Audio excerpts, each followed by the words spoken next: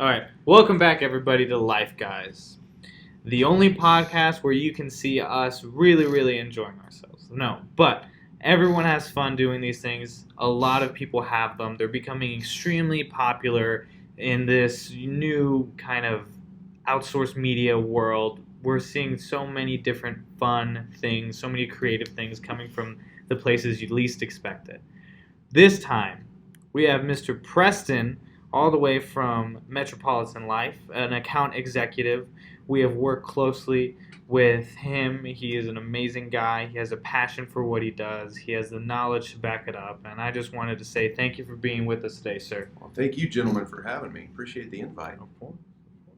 Like some of you may know, our most storied past, we focus on people who have reached success in this industry. Now, as most of you watching may or may not know, we currently work within the financial services industry. I like to say this every time for all those new viewers out there, we're not lawyers. What we do is we specialize with 19 divisions, hundreds of different products, and even more carriers to allow us to create a custom suite of protection, growth, and even some savings aspects. We do this for one reason, because we have a love for our common man. We have a love to see the success of our common man and woman. Anyone who wants to reach a level of financial literacy, financial understanding, we want to help you get there. So that is our goal, that is our mission in life, and we're more than happy to also speak to others who share that same passion and drive for this industry. So, Mr. Preston, I can only ask, just to start off this amazing podcast, what's your background, what's your story? How did you get into where you are in this industry? Yeah, it's really interesting. I haven't met too many people that, the insurance agency aspect of it or the carrier side is plan A. You don't necessarily go to school, study for your insurance, degree, and you go out and do it. So I started out, I was a railroad kid. So my dad worked for the Burlington Northern Santa Fe Railroad. Very hard worker, worked his way up from a switchyard to a VP level. So very successful, great at what he did, workaholic, type A, goal setter, go-getter guy. So obviously I think that rubbed off a little bit on me. Sometimes the apple does not fall far from the tree. But we moved around quite a bit. I was born in Missouri, and we moved all around the western United States. We lived in Seattle, we lived in Kansas, Colorado, so really cool actual places, when you're a kid and you're moving and man, you go to the mountains of Colorado and you go skiing and stuff, so it was kind of cool. So anyway, ended up in North Dallas area, so graduated from high school there, and so I went to school and man, I was like, what do I want to do with my life, And you're a freshman, sophomore, and you've in college, and you've taken all kind of your basics, and you're like, man, what do I want to do now? I got to focus in on something. So man, I knew a lot of teachers. So a lot of family members were teachers. I love being with people. I'm an extreme extrovert anyway. I love kids, love coaching, love just a heart and passion for kids and the next generation. So man, I'll be a teacher. So I did that. So I got my teaching certificate and taught English and history in the middle school level for, man, it was about 10 years actually. So coached football, basketball, track, cross country, and just had a good time. Met my wife. We kind of moved around a little bit. Ended up back in Texas, and man, at that point, man, I just couldn't feed my family anymore. On a teacher's salary, unfortunately, it's very difficult financially sometimes and it was for us. So we had to pivot, and so I kind of went out into the tech industry for a little bit, but finally there was a guy in Dallas who my wife was actually kind of in a Bible study with his wife, and that was kind of the connection to MetLife. And anyway, he was a MetLife employee, and he said, "Man, Preston, I know you're hurting." And I was burning the candle at both ends, just working 80, 100 hours a week in the tech industry, product manager, low budget, high stress, and it was just taking its toll on me, my family, and all that. And said, hey, why don't you come for MetLife? And I'm like, insurance? What? What? I don't know anything about insurance. I was a teacher, for goodness sake. That was not in the plan, right? That was not plan A, B, or C at all. And I was like, well, okay. I mean, I'll consider it. So I talked to him a little bit, and anyway, as we sat and talked, he said, Preston, your background in just teaching and being an extrovert, just what you've done, where you've been, kind of lends itself to this industry. And it's a very face-to-face, personable thing, just like teaching is. And there's a lot of educational aspect of it. People need to understand the benefits that they're selecting. So I think you'd be good at it. So I said, you know what, it's worth the shot. So that was 6 years ago. Wow. In Dallas. I was an account manager in Dallas for 3 years. And then my predecessor here in San Antonio, he moved up to the regional director spot. So I backfilled his position here in San Antonio as account executive. And here I am. So long story, but we are certainly blessed to be in San Antonio. I'm blessed to be what I'm doing. I want to stay here, even though it wasn't planned, A, B, or C. I want to stay in this industry until I retire. I'm happy here. I feel successful here. I'm enjoying what I do. Every day, I get up and I don't have to say, I have to go to work. I get to go to work type deal, and every day's different. It's very, every day you don't know what you're getting into. It could be a little bit of crazy, could be a lot of fun, it could be a golf game, or it could be, a claim issue going crazy that you got to solve. So every day is a different day, but it's exciting and it's fun, and I love it. So that's kind of my background. That's great to see. Nice. A lot of people, we talked to a few people, and you're one of the first ones who, they went through, they tested the waters, they tried a lot of different things, and then they found home. Yeah. With our past experiences, we saw a lot of, people who they knew they wanted to be in finance, but they hadn't found that shoe that fits right, so to speak. Right. But this is a great industry to be in. It is. It's a great industry to grow in, almost unlimited growth opportunity. That's right. And you can never see that unless I don't know. Real estate, you can grow a lot, Mm-hmm. But there's always a cap. There's always going to have a new level to reach. Mm-hmm. But with our industry, the goal is helping people. The goal is a very, very small, very niche goal. Help Mhm. people reach their financial goals, dreams. Help them with products and services. That's right. it. That's it. That's all we do. We're not trying to recreate the wheel, but we're trying to add an extra rung to it, right? Yeah. But what's something that not everyone knows about what you do? Just Sure. off of being an account executive, a lot of people have already preconceived notions about it. Something that you wish more people knew. Right. Maybe some stereotypes that we can break a little bit, and tell me if I'm going in the right direction by here. all But some of the stereotypes, I think, is a lot of times we're used car salesmen type deal. You know what I mean? You're the guy that's peddling insurance. Hey, you want to buy a life insurance policy type deal, or hey, you need to buy an annuity, or can I help you financially plan? And Those days are over. That's by the over, way. right. I mean, completely over too. Back in my So- day, he used to take the blood himself. Yeah. You used to So- do it all. That's right. So that is not it. That stereotype, hopefully, we can break a little bit. But so that's one thing that I want people to know is that's not what we do. That's not what we're about. A couple of things that we're about is education. I think my goal, and I know your goals are too here at Cuellar and Associates. Our goals are common in that it's people first. At the end of the day, you've got your integrity, and you've got to put your head on the pillow at the end of the day.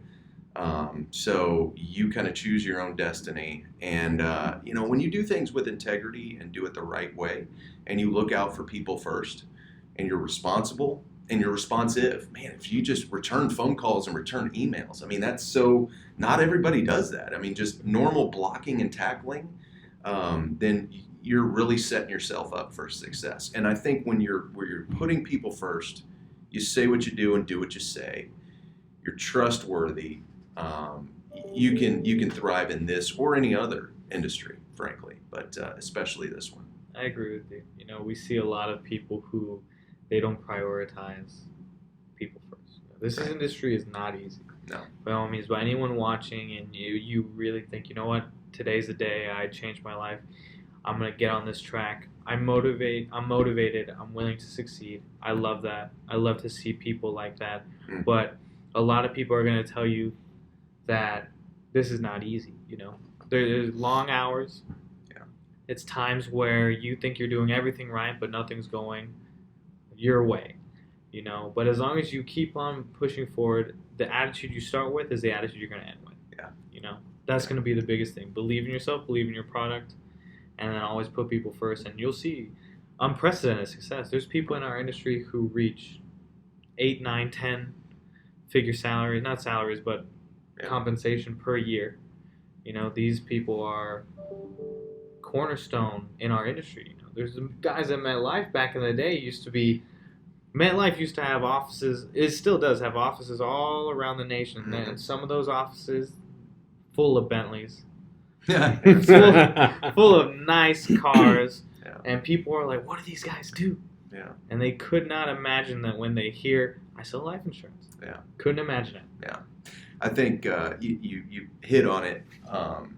It doesn't come easy, number one, you said that. But you get to build your own franchise, really. You are your franchise. You call your own shots. You're your own entrepreneur. You define success. You define the directions, the goals, the culture, what you're all about.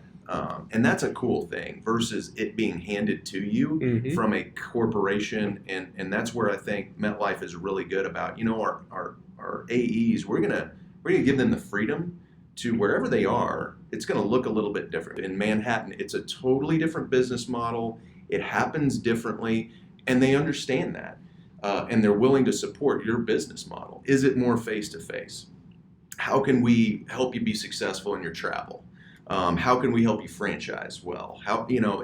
You've got a lot of support there too. So that's a really cool thing, I think, too. And success may not happen the first 3 months. A mentor of mine told me, Preston, the first 6 months are going to be tough. You're going to be grinding away. And it's just going to feel like it's not clicking. It's going to feel like you're a fish out of water, and you're like, what am I doing?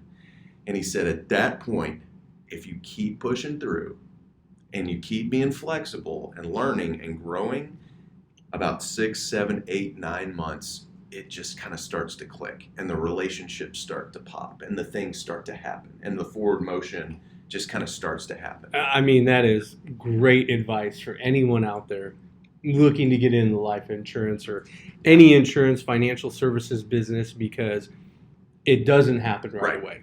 It can take a while. That's and right.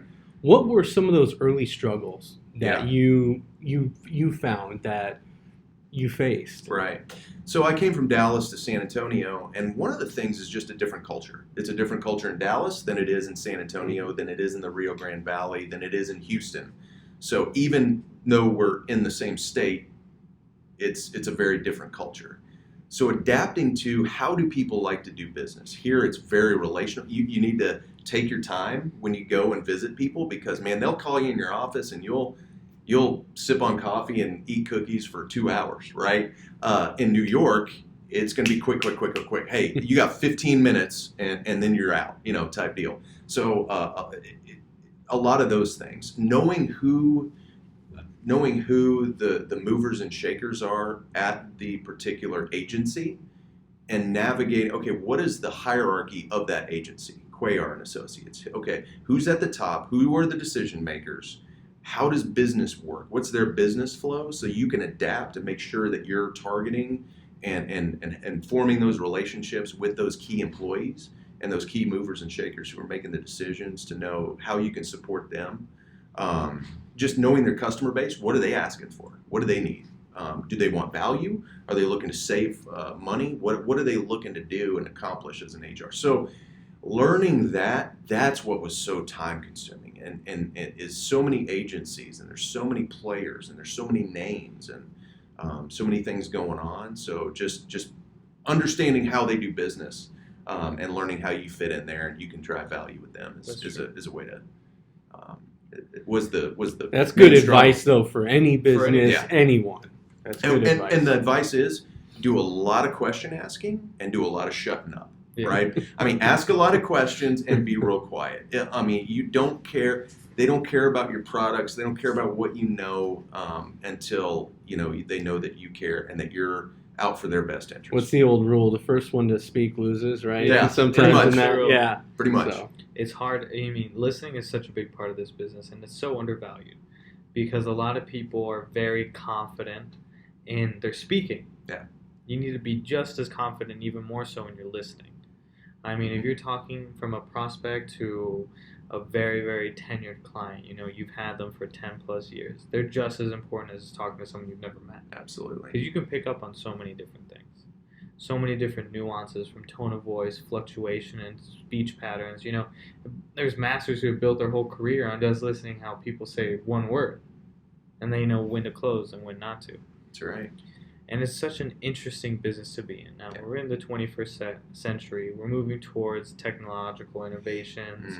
You have people all around the world right now preaching the good word of tech. We're in this new evolution where a lot of people are saying within 100 years, humans are just going to subside off of technology.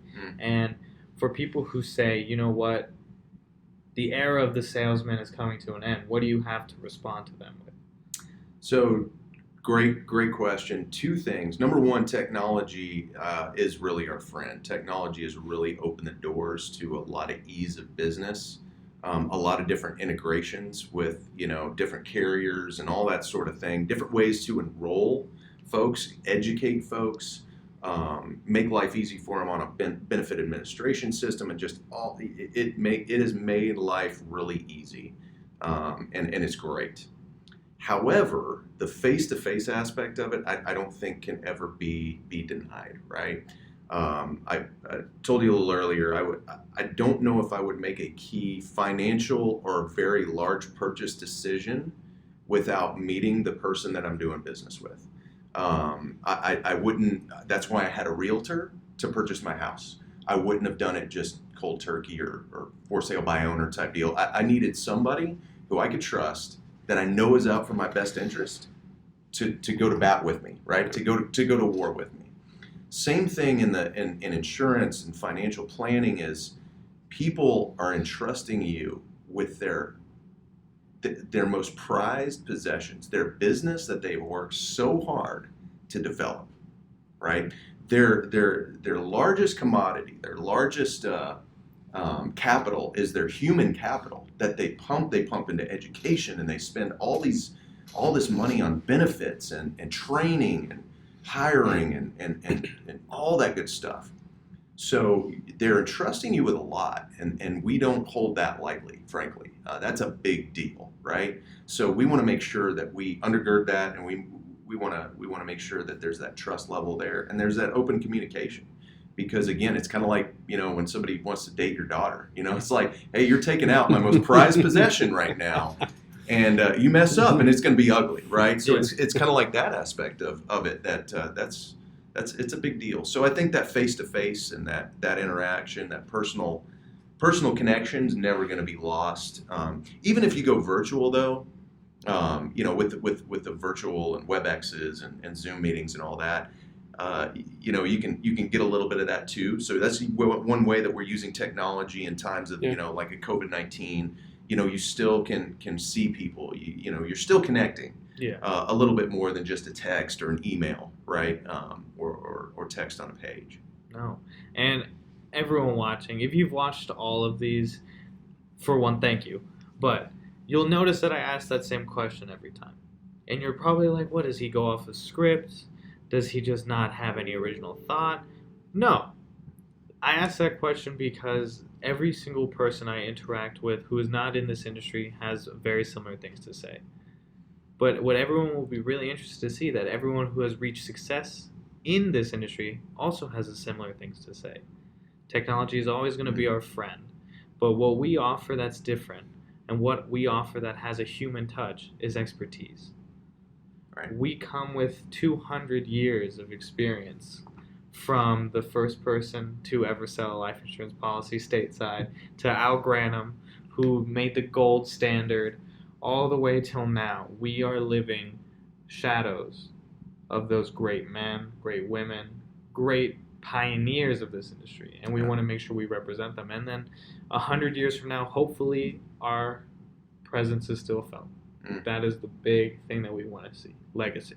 Yeah, that's good. Yeah, and technology is going to come and go. Technology is going to change, frankly. Always changing. Always. It's a moving target. Updating. That's right. Yep. What one technology play for one particular company, it will be totally different from company XYZ and ABC, right? It's always going to be different. So you need the human interaction to make sure that you are making those wise decisions about what technology do you need. You know, they can't make those, you know, machines and technology can't make those higher level decisions about what's the best play here. They just do what you tell it to do. Hopefully it does. You know, technology messes up, and we have to step in and fix it. And sometimes it takes some people to walk somebody through a claim. So absolutely, technology is going to change and break. And frankly, I think there's always going to be the need for the human interaction. 100%. Thank you so much for coming and talking with us. It was a Yeah. great video. Every Friday we release these videos. Keep watching, like, thumbs up, share the video. It helps more than you know, guys. Thank you all. We hope you have an amazing Father's Day weekend. And to all the fathers out there, we just want to say we appreciate you, and we hope you feel appreciated this weekend. Thank you, guys. Bye. Thank you.